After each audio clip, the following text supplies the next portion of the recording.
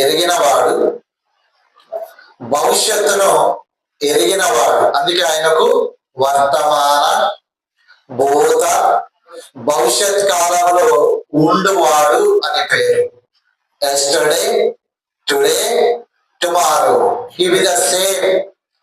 ఎప్పటికీ ఒకే రీతిలో ఉన్నవాడు. అనగా మన పితరుల కాలంలో ఉన్నవాడు, మన కాలంలో ఉన్నవాడు, మన బిడ్డల కాలంలో కూడా ఉన్న దేవుడు. అందుకే ఆయన మనం ఒక పాట పాడతాం, మారని దేవుడవు నీవేనయ్యా. అవును, మారలా. అంటే ఆయనకు సమస్తము ఎరిగిన వాడై ఉన్నాడు.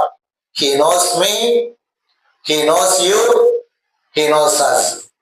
అందరినీ ఎరిగిన వాడు, అందరి హృదయములను కూడా ఎరిగిన వాడై ఉన్నాడు.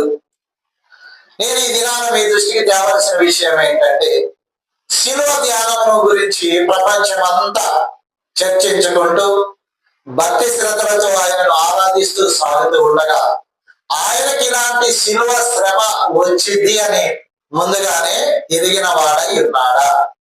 Did he no it?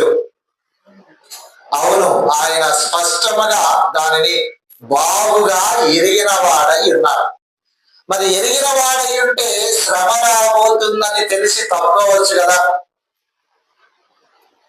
దాని నుండి దూరం అవ్వచ్చు కదా అని అంటే, ఆయన ఈ లోకానికి పంపబడిన వాడు.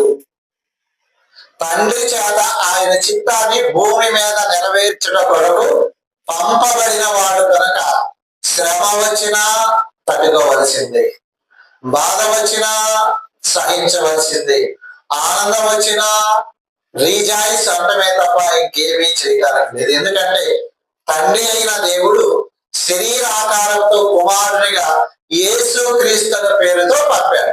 కావున ఇలా జరగాలి, అలా జరగాలి అని ఉంటే, అది నెరవేర్చడానికి తండ్రి ఇష్టంగా ఉంటే దానిని